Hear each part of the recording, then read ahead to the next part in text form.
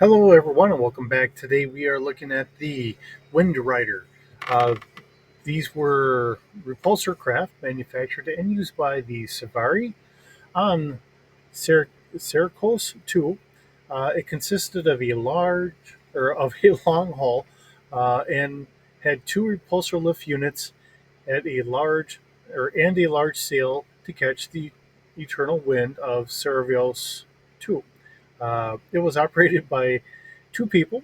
One would pilot the vessel by operating a tiller at the back end, while the other, called a sailor, was in charge of the sails. Some wind riders had means of protection against boarding, which were in fact often used to assist boarding of others as well, such as a large ballista at the bow of the ship.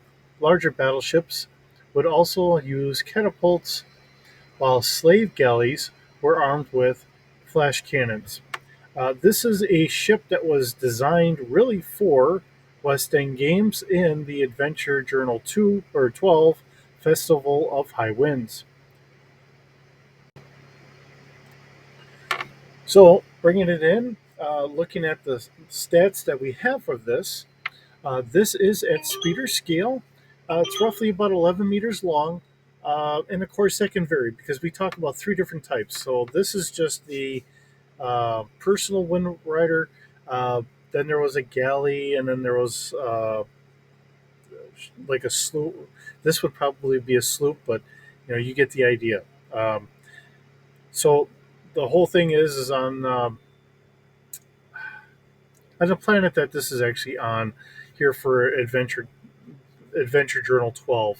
Um, you know, they had the eternal winds that allowed them to just as long as they had the repulsor lift, they were good to go. As my phone is just kind of going off left and right here. Okay, um, so this one's at 11 meters. Uh, we have a crew of two, gunners of two. So that means you're going to have four people total, and we can have 4 to 8 passengers. We have a cargo capacity of 1/4 ton. It has a 1/4 coverage, as my phone just loves to keep going off here. Um, and altitude, we can go from ground level up all the way up to about 10 meters. So it's not going very high. Um, this has a cost of uh, 2,500 credits up to about 5,000 credits. It does have a maneuverability of 2D, so that's our average.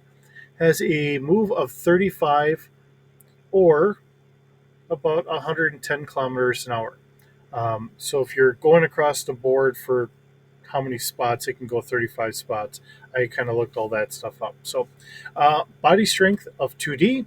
So it's our average body strength. It's nothing overly um, armored or anything here.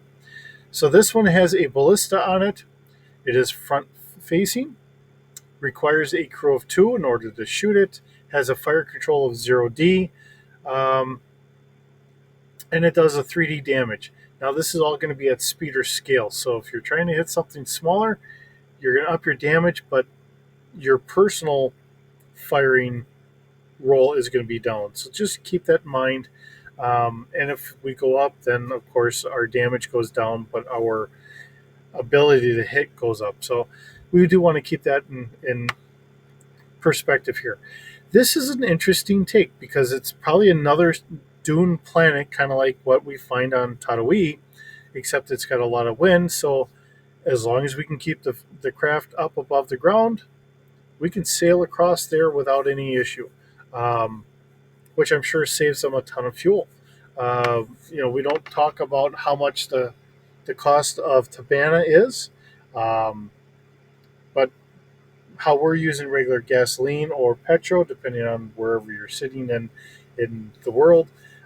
They're using LT, liquid Tabana, so that would be the same equivalent. So, and there we are. Um, Another interesting craft, not a typical standard craft that we typically see in the Star Wars universe, but it is something there, and it's something kind of fun to see. With that, hope you have a wonderful day. We'll see you in the next video, and I hope, as always, that you enjoy the series that we're bringing you.